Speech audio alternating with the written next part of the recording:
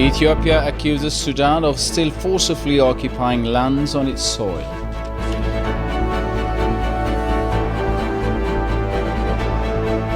And IGAD expresses readiness to observe Uganda's elections.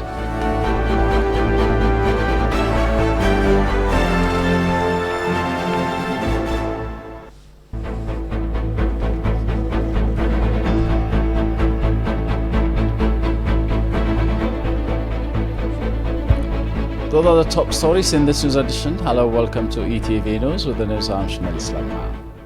Ethiopia says Sudanese forces have continued forcefully occupying lands inside its territory despite repeated pleas.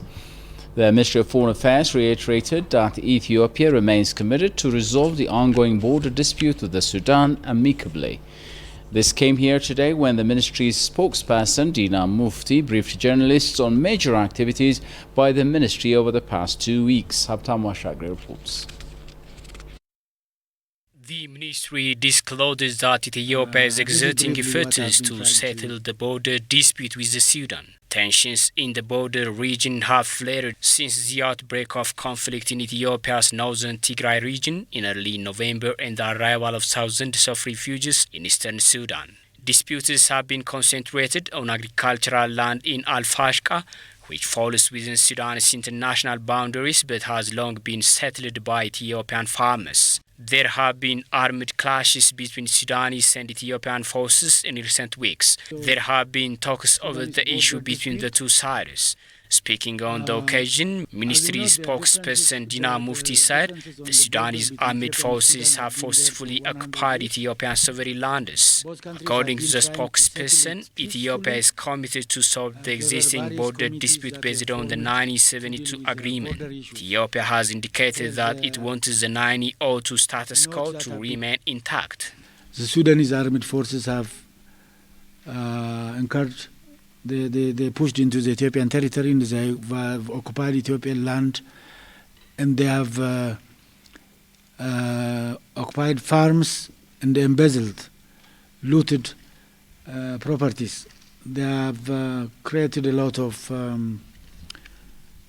problems in the areas. To add an insult to injury, they have started claiming that the land that they have forcefully occupied is theirs. Though we have been talking on the boundary issues per the 1972 exchange notes, and that this is quite unlawful and unhelpful, and we believe this is not helpful for Sudanese, it's not helpful for Ethiopian as well, and the Ethiopian government has been tolerant enough and magnanimous enough to tell the Sudanese side, our Sudanese colleagues, that let's take care of the friendship, robust relationship, and cordial relationships that have been existing, that have been prevailing between our two countries. Let us not harm it. And this is the message that have been constantly being sent to the Sudanese side. And they were asking them to observe the status quo. That the status quo had been there since 1902. The two countries are organizing committees aiming to discuss and find possible ways to resolve the border dispute, the spokesperson noted. Regarding the tripartite negotiation on the GED project, Sudan has withdrawn from the last tripartite negotiation between the water ministers of the three countries. The spokesperson reaffirmed that the Sudanese have opted to take a new position and withdraw from the GED talk. This negotiation has been stalled for over a month, though it has started last January 3. There had been a meeting of ministers of water and foreign affairs of the three countries, where they have decided to launch their experts to identify the differences and the consensus of the so far held discussions at the tripartite level. So the Sudanese side withdrew from that meeting, and the pretext they have presented was they have been asking to meet the African experts, and they were asking for the elevating the African expertise status during the negotiations. Deputy Prime Minister and Minister of Foreign Affairs Demeke Mekonnen held telephone conversation with High Representative for the Foreign Affairs and Security Policy of European Union, Joseph Borrell, about the rehabilitation activities in the state of Tigray. There was also a telephone conversation between Deputy Prime Minister and Joseph Borrell, the Commissioner for the EU Peace and Security. The Deputy Prime Minister has briefed him on the current reconstruction process in Tigray. He briefed him on the formations of the interim government in the region, and the fact that the interim government is also expanding its structures to the grassroots levels. He briefed the Commissioner also about the coordinations between the humanitarian institutions and the government with regard to the operations on the ground in Tigray. The ministry has undertaken successful public diplomatic forum and repatriation of Ethiopians from Middle East over the past 2 weeks, Dina added. We have also had a public diplomacy forum here, and the Deputy Prime Minister have engaged them as well. We had also a repatriation of the compatriots from the Middle East, where we have repatriated closer to 700 citizens from both Saudi and Oman.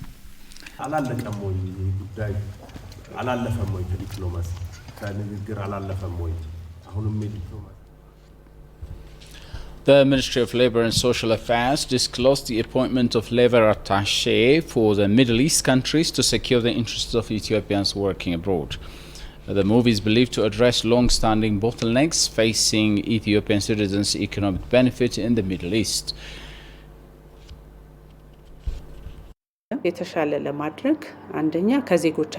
To make the working environment conducive and profitable for our citizens working in the Middle East, we are negotiating with all relevant stakes on the matter.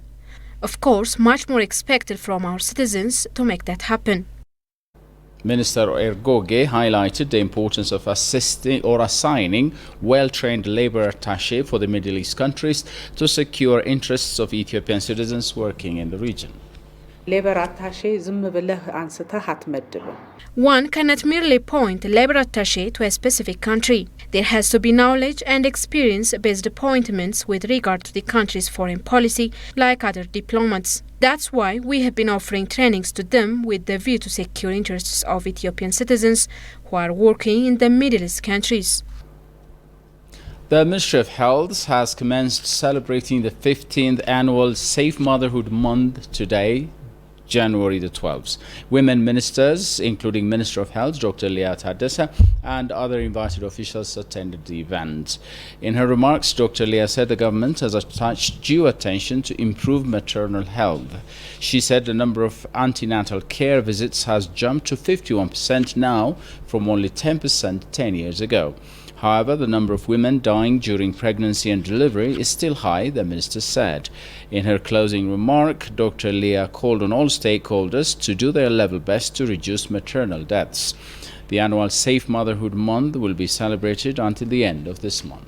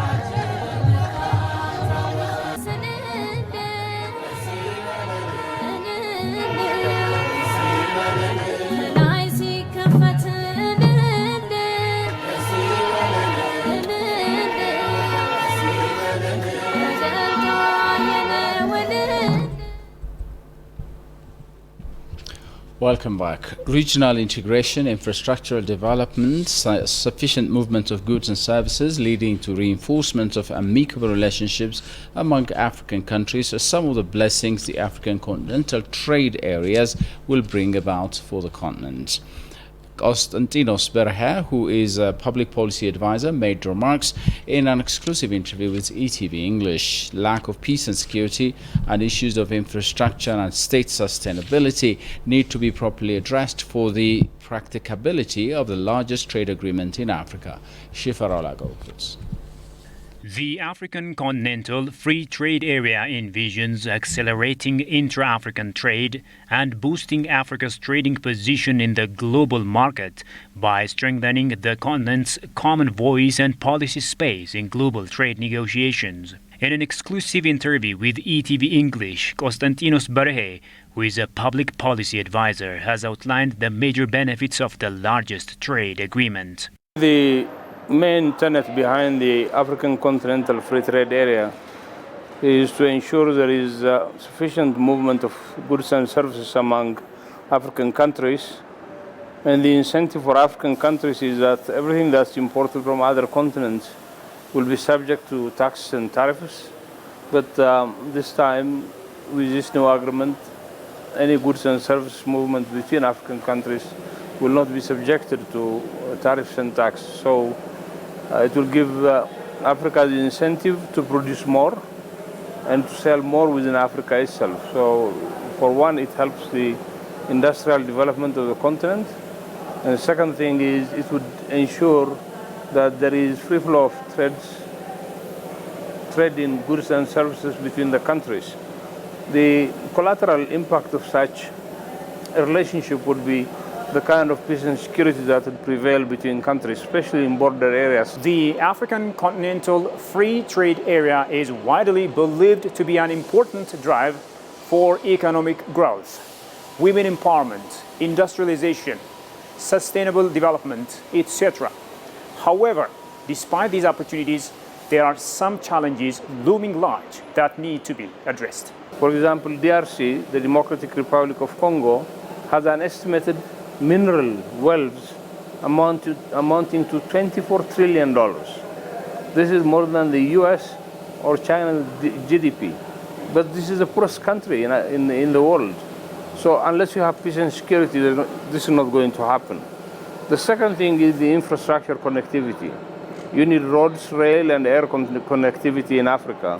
Of course, Ethiopian Airlines has done a wonderful job now connecting Africa, but the challenge are much of the goods and services will be transported on surface. The other problem, of course, is the sustainability of states in Africa, because anytime you can have a military coup or disturbance within countries, and therefore that could be detrimental to any free trade agreement. The scholar also suggests the remedies to the issues.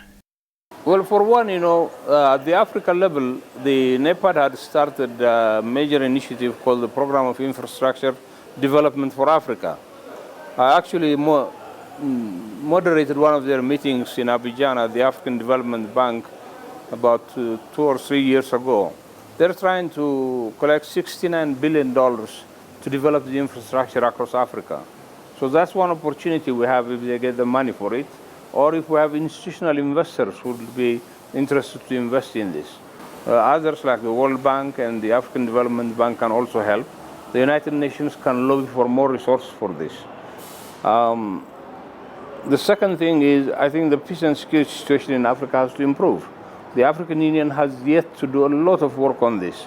Africa is endowed with untapped and huge land and water potential, and the trade agreement will undoubtedly lift the continent to a higher level. However, this calls for extra commitment on the part of individual countries on the continent and the AU for its practicality.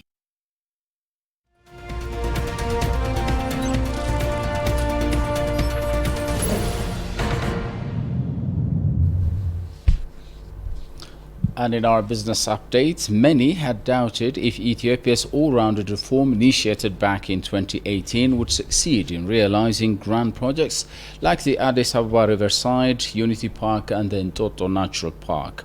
The success of these landmark projects stunned Ethiopians and the global community. Talking to ETV, Jonas Ayale of the Ethiopian Construction Works Corporation said these landmark projects are a manifestation of improvement in Ethiopia's capacity or capability in the construction industry. የኮንስትራክሽን በጣም ውስብስብ የሆኑ ችግሮች ያሉበት ብዙ አንሰርቲኒቲስ ወይም ደግሞ The construction industry still faces daunting challenges, while lots of uncertainties persist. However, these all can be tackled with cautious planning. I would like to call upon consultant, contractors, and construction company owners to try and narrow difference regarding overall sector and design issues. If we do this, we can achieve much progress in the construction industry. The Shagar and Toto and other recent projects are a manifestation of what we can do if these problems are tackled.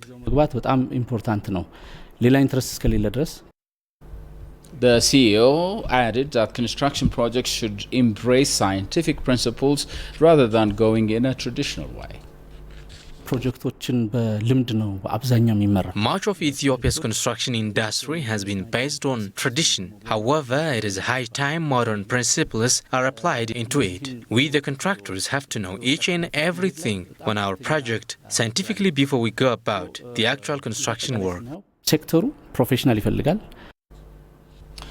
And the Federation of Indian Exports Organizations, FIEO, yesterday organized a virtual business forum on the topic Trade and Investment Opportunities between India and Ethiopia post-COVID-19. Tizita Mulugeta, Ambassador of Ethiopia to India, Robert Shetintong, Ambassador of India to Ethiopia, Yusuf Adam Noor, Secretary General of the Ethiopian Chamber of Commerce and sectoral associations, invited guests, and over 120 Indian business people joined the virtual event. In her opening remarks, Ambassador Tizita, after reminding the strong commercial relation existing between the two countries, briefed the Indian business people on their conducive investment opportunities in Ethiopia. India is the third largest source of FDI and compared to the untapped potential of Ethiopia on various sectors. Indian investors, she said, should explore more and take part in the development path of the country.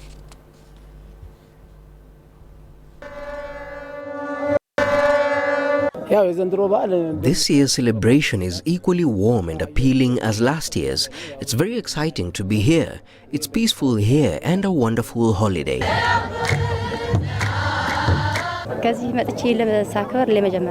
It is my time to celebrate Epiphany here.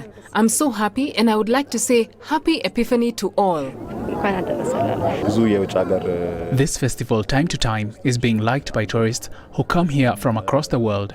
It's so exciting that you wouldn't want to miss it for the world.